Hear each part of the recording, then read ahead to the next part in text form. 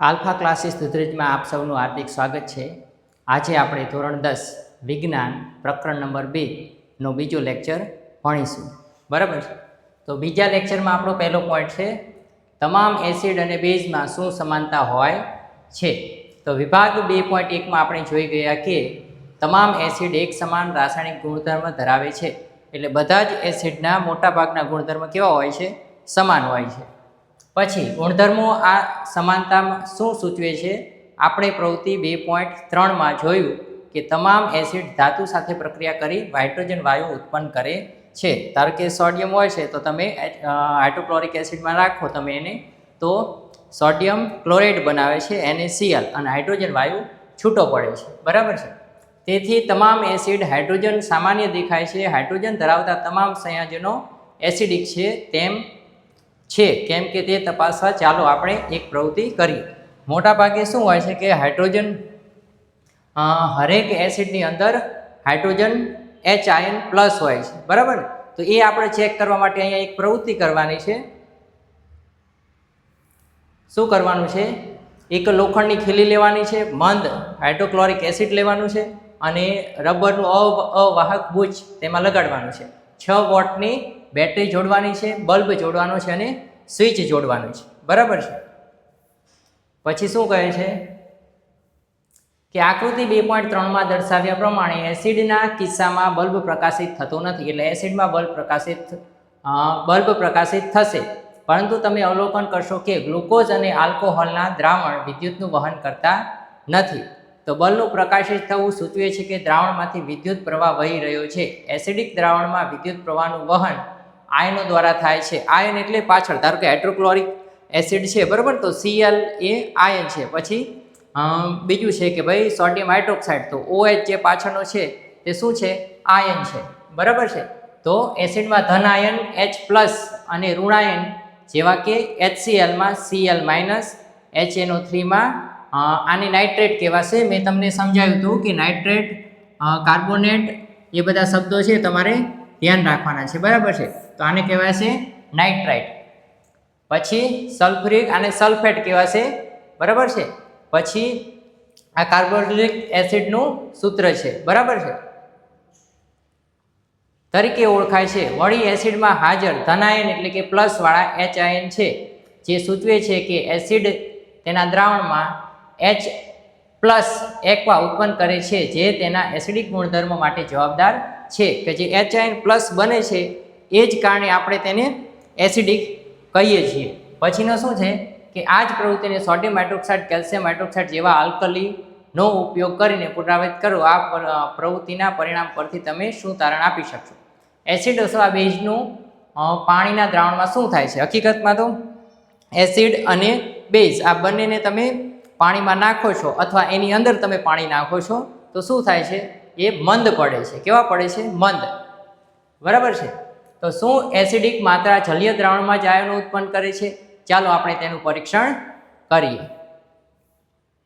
ચાલો, શું કહે છે કે આ પ્રયોગ સૂચવે છે કે પાણીની હાજરીમાં HClમાં હાઇડ્રોજન આયનો ઉદ્ભવે છે। પાણીની ગેરહાજરીમાં HClના અણુઓમાંથી H આયનનું અલગીકરણ થઈ શકતું નથી। એનો મતલબ એવો છે કે આપણે પાણીના થોડા અણુ જોશે તો જ આપણે H આયન ઉત્પન્ન કરી શકશું અને તેનું વહન કરી શકશું। હાઇડ્રોજન આયનો સ્વતંત્ર રીતે અસ્તિત્વ ધરાવતા નથી, પરંતુ તે પાણી સાથે સંયોજાયા બાદ અસ્તિત્વ ધરાવે છે, એટલે પાણીની આપણે હાઇડ્રોજન આયન છૂટા કરવા માટે ખાસ જરૂર પડશે। આમ હાઇડ્રોજન આયનોને હંમેશા H+ અથવા હાઇડ્રોનિયમ આયન તરીકે સ્વરૂપે દર્શાવવા જોઈએ। ચાલો, H+H2 H3O+, આ પ્લસનો મતલબ છે આમાં એક ઇલેક્ટ્રોન વધારાનો હશે। આપણે જોયું કે એસિડ પાણીમાં H3O એટલે હાઇડ્રોનિયમ અથવા H+ આયન આપે છે। ચાલો આપણે જોઈએ કે પાણીમાં બેઝને ઓગળતા શું થાય છે। તો સોડિયમ હાઇડ્રોક્સાઇડ અને એને પાણીમાં આપણે નાખશું તો સોડિયમ અલગ થઈ જશે અને હાઇડ્રોક્સાઇડ બની જશે અને બંને કેવા હશે? એક્વામાં હશે। પછી પોટેશિયમ હાઇડ્રોક્સાઇડ, મેં તમને આ અણુસૂત્ર કેવી રીતે યાદ રાખવા તે તમને વાત કરેલી હતી। આ અણુસૂત્ર ધારો કે હાહેલી બેબોકાના ઓફ એ મુજબ તમારે યાદ કરી લેવાનું છે, જે પહેલો લેક્ચર હતો તેમાં મેં તમને સમજાયેલું છે અને એની ઉપરથી તમારે આ અણુસૂત્ર યાદ રાખવાના છે અને હરેક સમીકરણમાં એનો ઉપયોગ આવશે. તો પોટેશિયમ હાઇડ્રોક્સાઇડ KOH H2O પાણીમાં નાખો તો પોટેશિયમ અલગ થઈ જશે એકવા સ્વરૂપે અને OH એટલે હાઇડ્રોક્સાઇડ આપણને અલગથી મળશે. પછી છે મેગ્નેશિયમ હાઇડ્રોક્સાઇડ ટ્વાઇસ, એ સોલિડ છે, એને તમે પાણીમાં નાખશો તો શું થઈ જાય? પાણીમાં ઓગળશે અને મેગ્નેશિયમ તેમાં પાણીમાં છૂટું પડશે અને હાઇડ્રોક્સાઇડ ઉત્પન્ન થશે. બેઝ પાણીમાં હાઇડ્રોક્સાઇડ આયનો ઉત્પન્ન કરે છે. પાણીમાં દ્રાવ્ય બેઝને આલ્કલી કહે છે. તો આ આલ્કલી એટલે શું એ પ્રશ્ન તમારે પૂછાતો હોય છે. તો પાણીમાં દ્રાવ્ય ધાતુને આલ્કલી ધાતુ કહે છે, એ ખાસ યાદ રાખવાનો છે. બાકી આ પાઠના પ્રશ્ન અને જવાબ એકદમ વ્યવસ્થિત હું તમને આની પછીના લેક્ચરમાં, જ્યારે લેક્ચર પૂરો થશે, પાઠ પૂરો થશે, ત્યારે બીજા લેક્ચરમાં હું તમને આપીશ. અત્યાર સુધીમાં આપણે ઓળખી ગયા છીએ કે તમામ એસિડ H+ અને તમામ બેઝ OH- ઉત્પન્ન કરે છે. તેથી આપણે તટસ્થીકરણ પ્રક્રિયાને નીચે પ્રમાણે રજૂ કરી શકીએ છીએ. એસિડ અને બેઝને તમે જ્યારે ભેગા કરો છો ત્યારે ક્ષાર અને પાણી ઉત્પન્ન થાય છે. તો આ તમારું મોસ્ટ IMP પ્રશ્ન છે. તમને પૂછશે કે એસિડ અને બેઝને ભેગા કરો તો શું બને છે? તમારે લખવાનું છે ક્ષાર અને પાણી. પછી છે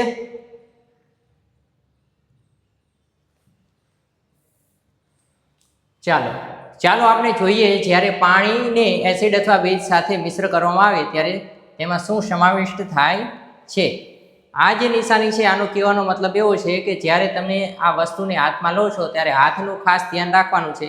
હાથ ઉપર તમારે પડવી જોઈએ નહીં. ધારો કે એસિડની અંદર તમે પાણી ન નાખી શકો, પણ તમારે શું કરવાનું હોય છે કે પાણીની અંદર ધીમે ધીમે એસિડ નાખવાનું હોય.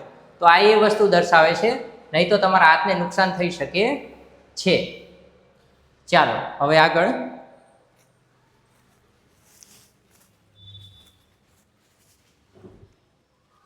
એસિડ અને બેઝની પાણીમાં ઓગળવાની પ્રક્રિયા ઉષ્માક્ષેપક. હવે ઉષ્માક્ષેપક એટલે શું એવો પ્રશ્ન આપણે આગળ આવી ગયો છે. તો જે રાસાયણિક પ્રક્રિયાને ઉષ્મા ઉત્પન્ન થતી હોય તો તેને ઉષ્માક્ષેપક પ્રક્રિયા કહે છે. પછી બીજી વ્યાખ્યા હતી ઉષ્મા શોષક પ્રક્રિયા કોને કહે છે? તો જે રાસાયણિક પ્રક્રિયામાં ઉષ્મા શોષાતી હોય અથવા આપવી પડતી હોય તેને ઉષ્મા શોષક પ્રક્રિયા કહે છે. બરાબર છે.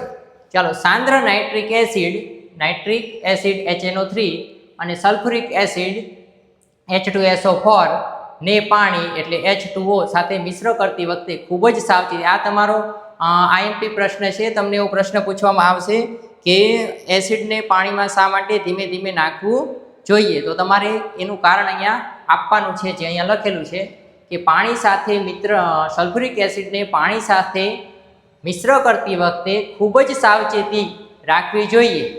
એસિડને હંમેશા પાણીમાં ખૂબ જ ધીમે ધીમે, તો પાણીની અંદર એસિડ નાખવાનું છે, નહીં કે એસિડની અંદર પાણીની અંદર એસિડ. બરાબર ને?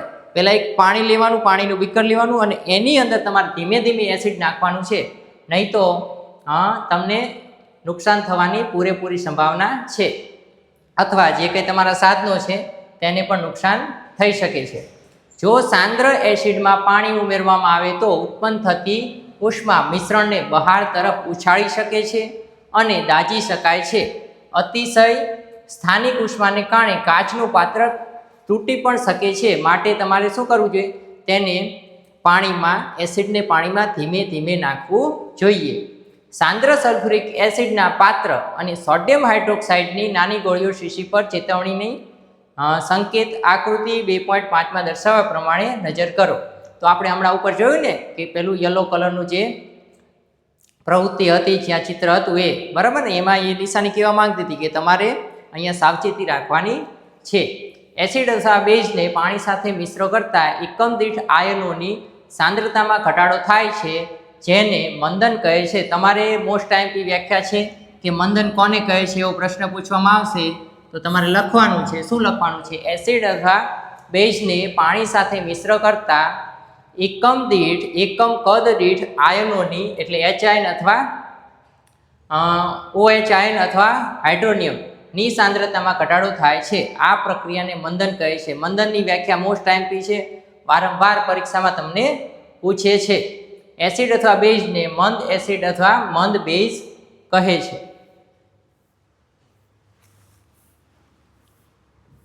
ચાલો હવે એસિડ ના દ્રાવણો કેટલા પ્રબળ છે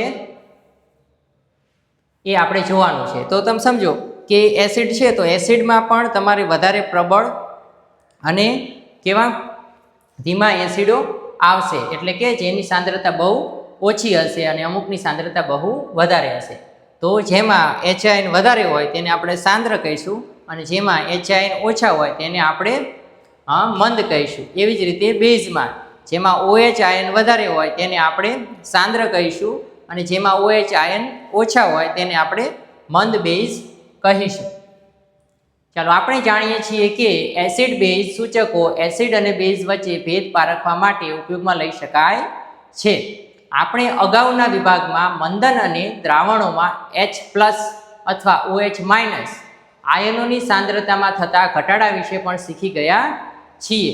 શું આપણે દ્રાવણમાં રહેલા આયનોની માત્રા જથ્થાત્મક રીતે જાણી શકીએ છીએ? શું આપણે નક્કી કરી શકીએ છીએ કે એસિડ અથવા બેઝ કેટલા પ્રબળ છે?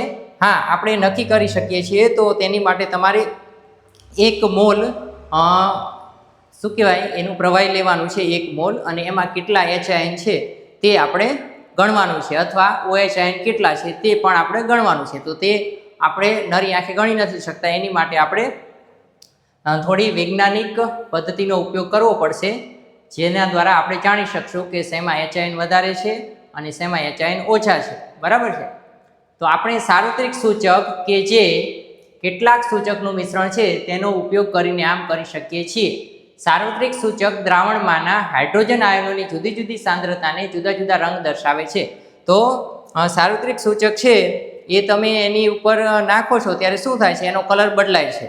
તો એનો જેટલા એમાં વધારે HIN હશે એટલો એનો કલર અલગ અલગ થતો જશે. બરાબર છે? અહીંયા તમે જુઓ, અહીંયા એકદમ ઘાટો કલર છે, પછી આમ તમે જેમ જેમ આગળ જતા જશો એમ એમ કલર આછો થતો જાય છે. તો તેની ઉપરથી આપણે નક્કી કરી શકીએ કે ભાઈ આ દ્રાવણ કેટલું એસિડિક અથવા કેટલું બેઝિક, અને એસિડિક છે તો મંદ એસિડિક હશે કે સાંદ્ર હશે કે ખૂબ સક્રિય હશે. બરાબર ને? તે આપણે જાણી શકીએ છીએ એના કલર મુજબ. ચાલો દ્રાવણમાં રહેલા, હવે તમારે અહીંયા pHની વ્યાખ્યા પૂછાશે તો એના હરેક પોઈન્ટ છે જે એક પછી એક અહીંયા લખેલા છે. બરાબર? અહીંયા તમારે પેરેગ્રાફમાં લખેલા છે, પણ મેં જે તમને pHની ટૂંક નોંધ પ્રશ્ન અને જવાબવાળા લેક્ચરમાં જે બનાવવાની છે તેમાં એકદમ પોઈન્ટ ટુ પોઈન્ટ લખેલી છે. તો એમાં પહેલો પોઈન્ટ છે કે આયનોની સાંદ્રતા માપવા માટે વિકસાવવામાં આવેલા માપક્રમને pH માપક્રમ કહે છે. અહીંયા તમારે ધ્યાન રાખવાનું છે કે pHમાં P કેપિટલ, P રહ્યો એ સ્મોલ અને H એ કેપિટલ લખવાનો છે. pHમાં P એટલે કે પોટેન્જ જર્મન શબ્દ છે જેનો અર્થ શક્તિ સૂચવે છે. pH માપક્રમ દ્વારા આપણે 0 ખૂબ જ એસિડિક થી 14 ખૂબ જ આલ્કલાઇન એટલે ખૂબ જ બેઝિક સુધીની pHનું માપન કરી શકીએ છીએ. pHને એક સાધારણ આંક તરીકે ગણવો જોઈએ કે જે દ્રાવણોનો એસિડિક કે બેઝિક સ્વભાવ સૂચવે છે. જેમ હાઇડ્રોનિયમ આયનોની સાંદ્રતા વધુ તેમ pHનું મૂલ્ય ઓછું. તો જેમ હાઇડ્રોજન વધારે હશે તેમ pHનું મૂલ્ય ઓછું હશે. તો 1 અથવા 0 એ એસિડિક હશે અને 14 અથવા 13 એ બેઝિક હશે. ચાલો, તટસ્થ દ્રાવણની pH 7 હોય છે. હવે જો તમે અહીંયા ધ્યાન રાખવાનું કે તમને pH ક્રમ 1 થી નહીં પણ 0 થી કીધું છે, 0 થી 14, તો વચ્ચેની સંખ્યા 7 આવશે. આ તમારે ખાસ ધ્યાન રાખવાનું છે. બરાબર? વચ્ચેની સંખ્યા કઈ આવશે? 7, અને 7 એ પાણીની pH મૂલ્ય છે. જેમ pHનું મૂલ્ય 7 થી તટસ્થ દ્રાવણની pH 7 હોય છે. pH માપક્રમ પર 7 થી ઓછા મૂલ્યો એસિડિક દ્રાવણનું સૂચન કરે છે. જેમ pHનું મૂલ્ય 7 થી 14 સુધી વધે તેમ દ્રાવણમાં OH આયનોની સાંદ્રતામાં થતો વધારો સૂચવે છે કે આલ્કલીની પ્રબળતામાં થતો વધારો છે. સામાન્ય રીતે pH માપવા માટે સાર્વત્રિક સૂચક વડે સંસેચિત એટલે કે તરબોળ કરેલ એટલે પાણીમાં પલાળેલું પેપરનો ઉપયોગ થાય છે. ચાલો, અહીંયા તમે જોઈ શકો છો જેનો એકદમ ઘાટો વાદળી કલર છે એ ખૂબ એસિડિક છે અને પછી ત્યાંથી તમે જેમ આગળ વધતા જાઓ છો તેમ એ વચ્ચે આવે ત્યારે તટસ્થ થઈ જાય છે અને પછી આગળ જાય ત્યારે એ બેઝિક સ્વભાવ તેનો બની જાય છે. ચાલો, આ પીએચ માપક્રમની શું કહેવાય બધા એના કલર છે કે આ કલર આ જો બને છે, તમે કોઈ પદાર્થ એની ઉપર નાખો અને જો આ કલર બને છે સાર્વત્રિક સૂચક એસિડ અથવા બેઝની ઉપર નાખો તો સાર્વત્રિક સૂચક મુજબ જે કલર બને છે એ મુજબ અહીંયા આપણને એક કોષ્ટક નહીં પણ એક આકૃતિ આપેલી છે કલરવાળી, બરાબર ને. તો તમારે અહીંયા મોસ્ટ આઈએમપી પ્રશ્ન પૂછાય છે એક વાક્યનો, શું કે જઠ્ઠરનું પીએચ જણાવો, તો તમારે લખવાનું 1.2.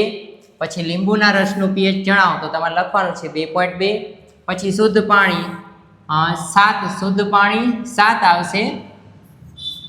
અને રુધિર, આ રુધિર ખાસ તમારે પૂછાય છે કે 7.4. અને પછી મિલ્ક ઓફ મેગ્નેશિયમ હાઇડ્રોક્સાઇડ જેની પીએચ વેલ્યુ છે 10. અને પછી સોડિયમ હાઇડ્રોક્સાઇડ જે આશરે 14 જેટલું પીએચ માપક્રમ દર્શાવે છે.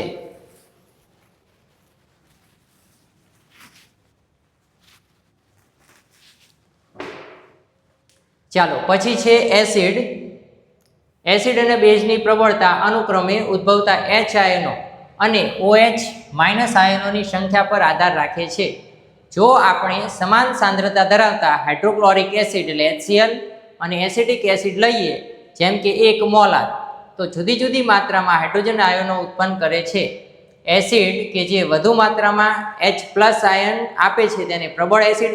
હવે જો આ તમારે પીએચની વ્યાખ્યા જે પૂછાશે, પીએચની ટૂંક નોંધ, તો એમાં તમારે આ લખવાનું છે કે વધુ H આયન હોય તો તેને પ્રબળ એસિડ, ઓછા H આયન હોય તો તેને નિર્બળ એસિડ કહે છે. એવી જ રીતે વધુ OH હોય તો તેને વધુ OH હોય તો તેને પ્રબળ બેઝ, અને જો ઓછા OH હોય તો તેને નિર્બળ બેઝ કહેવામાં આવે છે. ચાલો, રોજિંદા જીવનમાં પીએચનું મહત્વ, એટલે રોજબરોજની આપણું જે જીવન છે તેમાં પીએચનું શું મહત્વ છે. તો શું વનસ્પતિઓ અને પ્રાણીઓ પીએચ પ્રત્યે સંવેદનશીલ હોય છે? હા, સંવેદનશીલ હોય છે. આપણું શરીર 7 થી 8.5.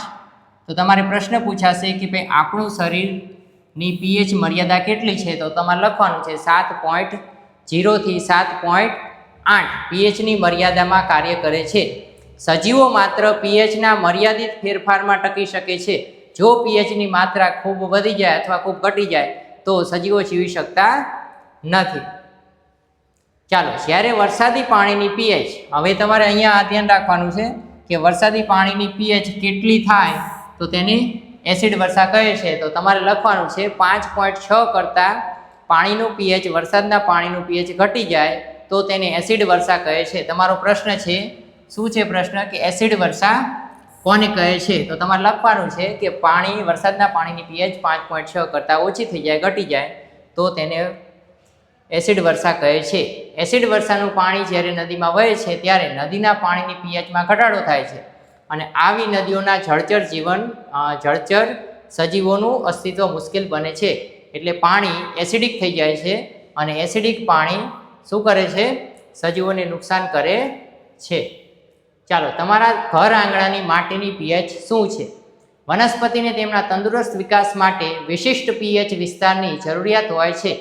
વનસ્પતિના તંદુરસ્ત વિકાસ માટે જરૂરી પીએચ જાણવા તમે જુદી જુદી જગ્યાએથી માટી એકત્રિત કરી નીચે પ્રવૃત્તિ 2.12માં વર્ણવ્યા પ્રમાણે પીએચ ચકાસી શકો છો.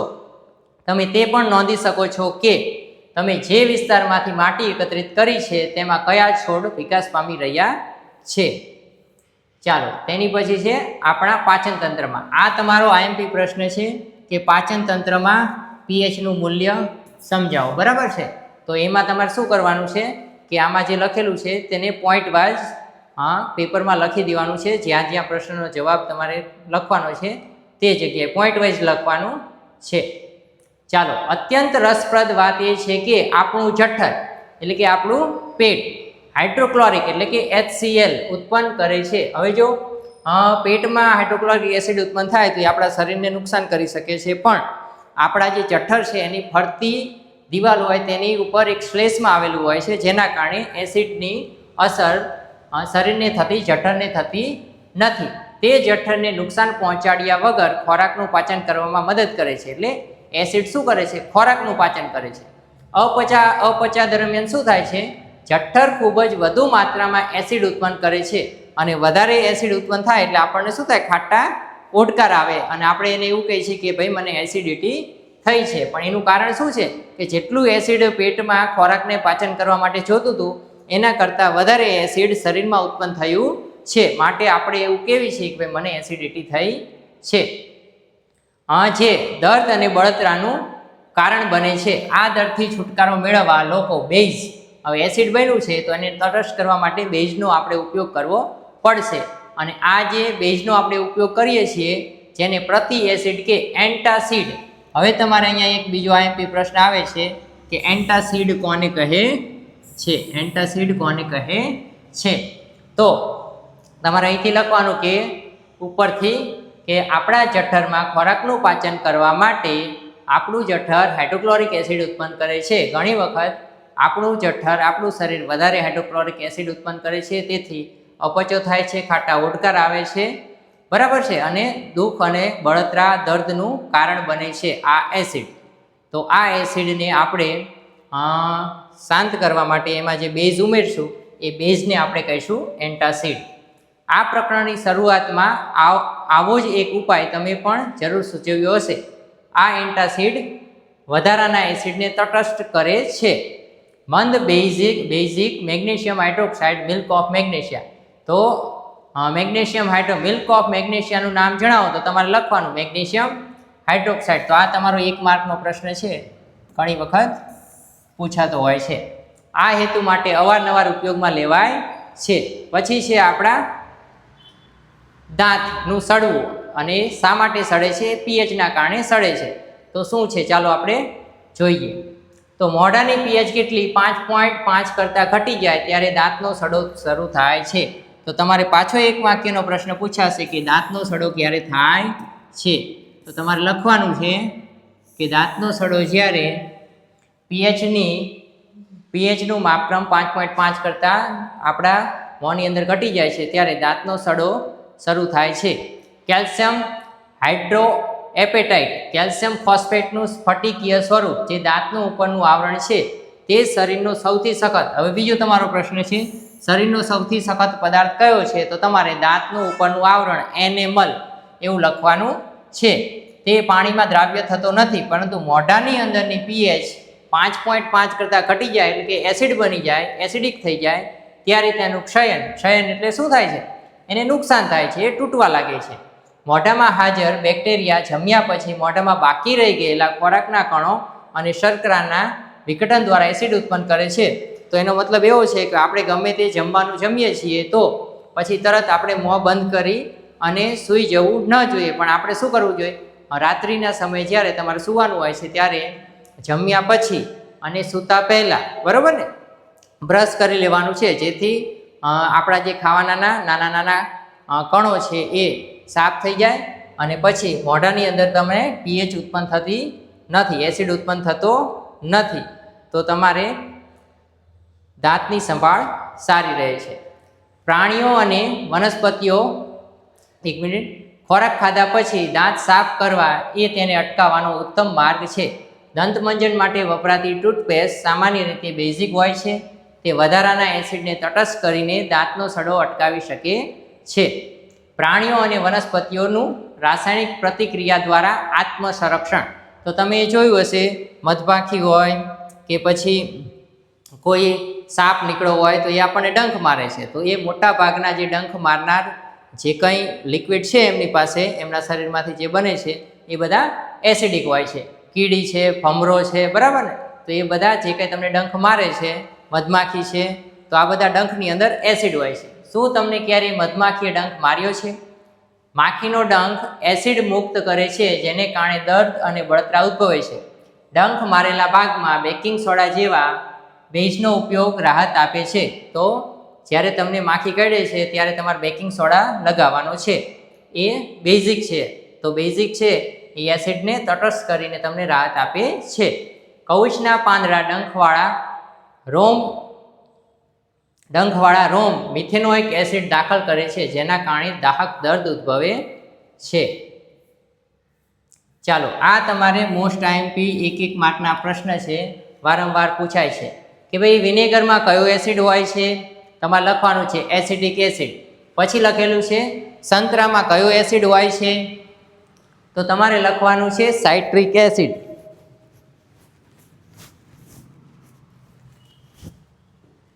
પછી છે આંબલીમાં કયો એસિડ હોય છે, તો ટાર્ટરિક એસિડ. ટમેટામાં કયો એસિડ હોય છે, ઓક્ઝેલિક એસિડ.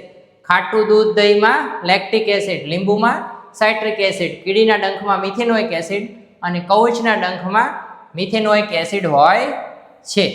ચાલો, આ ક્ષાર વિશેની જાણકારી હવે આપણે નેક્સ્ટ લેક્ચરમાં સમજીશું અને એ જ લેક્ચરમાં આપણે આ પ્રકરણ 2 ને પૂરું કરી દઈશું. અને પ્રકરણ 2 પૂરું કર્યા પછી હું આ પ્રકરણના પ્રશ્ન અને તેના જવાબ પોઈન્ટ વાઇઝ હું તમને આપીશ.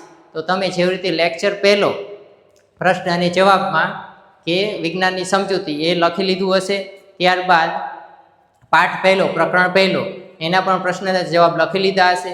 અને હવે હું તમને આ લેક્ચર 1 પતશે, આની પછીનો આ પાઠ પૂરો થશે એટલે તમને હું એક આખો વિડીયો આપીશ, એમાં બધા જ પ્રશ્નના જવાબ પોઈન્ટ વાઇઝ બધી જ વ્યાખ્યાઓ લખેલી હશે. તો તે તમારે એક બુક બનાવી અને તેમાં લખી લેવાની છે. બીજું કે આપણે જમણા હાથ તરફ જૂના વિડીયોની લિંક હશે અને ડાબા હાથ તરફ હવે આવનારા વિડીયોની લિંક અને પ્રશ્ન અને જવાબવાળી લિંક, બંને લિંક અહીંયા ઉપર આપેલી હશે.